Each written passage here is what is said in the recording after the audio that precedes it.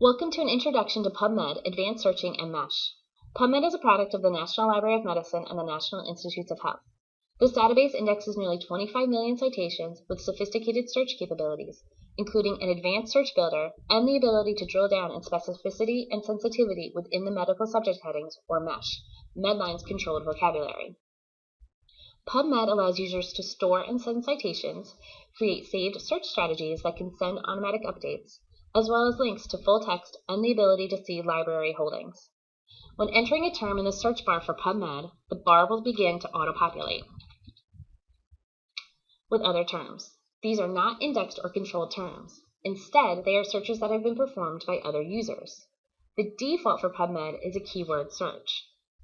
If I just use this term obesity and take a look at the search details down on the right-hand side, I will see that PubMed has looked at it as a quoted MeSH term, but also as all fields. With automatic term mapping, PubMed is sophisticated enough to recognize the controlled medical subject heading obesity, but under all fields, it picks up every instance of the word in article titles, abstracts, author-submitted key terms, journal titles, and even working groups. So what do we actually want to search? Today we're going to take a look at obesity and breastfeeding, and if breastfeeding has an impact on obesity levels in children. So we have the key term obesity, but let's switch it into a MeSH term. We do that right there. So here we have 29 results for just the word obesity. We get different MeSH terms for it. We also get supplementary concepts and pharmacological actions. Well, let's first go into obesity. We get a definition, we get subheadings, we get entry terms, see also terms, and then we get the tree.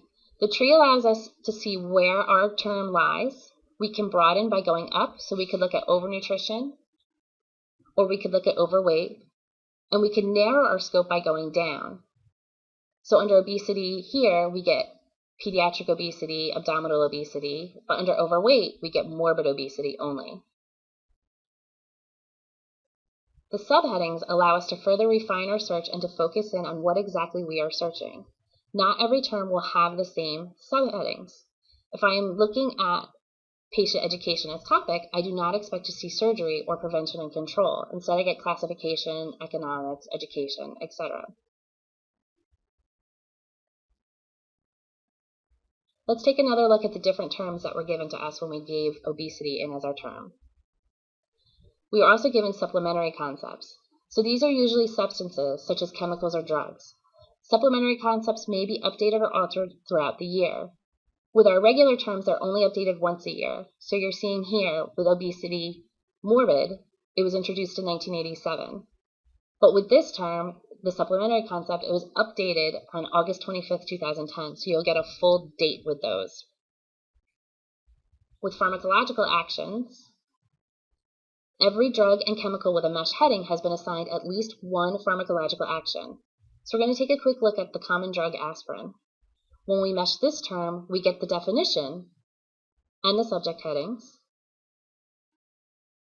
And further down, we get a list of the different pharmacological actions for this drug. When we choose one of these, we are brought to a page that lists all of the drugs in PubMed that produce this specific pharmacological action. Let's go back to obesity.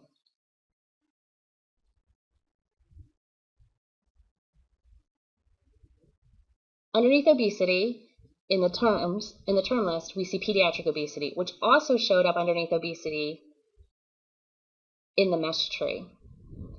Pediatric obesity was added in 2014.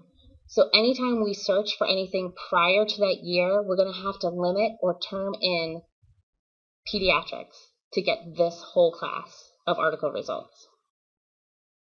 So we were looking at breastfeeding and obesity. And we also said earlier that subheadings provide a tighter level of detail in the search statement. So often we begin with a specific search statement and we may have to broaden our focus. With topics that have a high level of impact and interest, we appear regularly in the medical literature, a targeted search is the best place to start. So in this search, we are looking at prevention and control of obesity. And since this is pediatrics and they have added that new term in 2014, we'll need to take a look at both of them. So let's take obesity, prevention and control by adding in this subheading and adding it to our search. And then we're just going to scroll down to pediatric obesity. Click prevention and control again and OR it in. Add to the search builder, search PubMed. This is going to give us a huge result list. So even with those limits that added in, we have over 13,000 results. So we're going to need to add in the rest of our concepts. So I want to look at breast milk and breastfeeding. So I want this as a MeSH term. Search. Breast milk becomes human milk. We can verify that by clicking it and seeing the entry terms. So we have breast milks, milk comma breast, and human milk. So we're going to add this to the search builder. But I'm also thinking that we're going to need to add in the concept of breastfeeding. So it's not just the human milk, it's the actual function of breastfeeding. So let's search that term, check the definition, check the entry terms. Any see also, so bottle feeding is another see also, or human milk. We're not going to do bottle feeding because we're just talking about breast milk in this. We're going to OR this concept in so they get equal weight in the search and are searched as separate terms.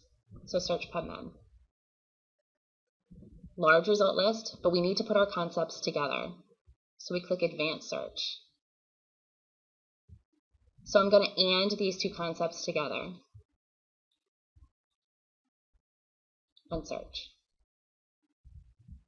So 302 results, so we still have a lot of results, but we haven't added any limits in yet. Ages, languages, and journal categories are actually hidden under this Show Additional Filters, so if you're not seeing them when you open your search, click that Show Additional Filters to see what else is available to you. The ages are listed out by whatever has come up the most in the results list. We can do birth to 18 years. If we wanted to only see a school-age child, we could hit the 6 to 12. We could see adolescents by 13 to 18 years. But we're going to do all children for this. So I'm going to click that birth to 18 years limit. It's up to you if you want to limit down to English only. For the most part, the library will only able to get you articles in English, and we will not be able to get them translated for you. So I'm going to go ahead and put in that English limit. Didn't really take that many articles away. It depends on what your search is. We can limit to core clinical journals. This is going to give us things like Nature, New England Journal of Medicine, Pediatrics, Journal of Pediatrics. Any big name journals are going to be included under this core clinical journals. You also have the action to limit to dental journals, Medline, or nursing journals. You can also customize your article type. I'm going to use systematic reviews and reviews for this, but this is the whole list of all the other topics that you could use. I always pick systematic reviews first because that's usually the smaller category. So 15 is a fair number, but I want to see review articles as well. So there's 61. I am logged into my NCBI account, so I already have the limit filter set to see the Nemours Foundation Library, so I could automatically limit to anything that we're going to have available to us immediately, electronically. But I want to read the abstracts first. So showing this in abstract mode is going to show you anything that we have in Nemours full text, since I have that filter set in my NCBI account. But it's also going to give me the full abstract so I can see if my search is heading in the right direction or not. So this first article, exactly what we had in mind. The second article, definitely on the right track. I could have gone in and used the not function to pull out any bottle feeding. And we can keep going with these. So what I'm doing now is I'm clicking the articles that I think help to answer the question that I am interested in. So I picked a few, and I'm going to use the Send To feature to put it in my clipboard. My clipboard will stay active for up to 8 hours while I'm in this computer. I can go away to lunch, I can go see patients. This will stay active for me. Anything that I've added, you get the item in clipboard at the end of the abstract. The clipboard then allows me to do a few different things. I can keep all of these. I can send them to a collection since I'm signed into my NCBI account. I can email them to myself or to a colleague. If these are articles that Nemours does not have access to, I can use this email feature to send it to myself and then forward it to the medical library to request them. I can also order them via Lonesome Doc. We're going to take a look at Lonesome Doc and my NCBI in future web demonstrations. Your other option, so I'm going to go back to the advanced search to see my original 61. This lets me take a look at my overall query as well. I still have that systematic review key checked, and I still have the review key checked.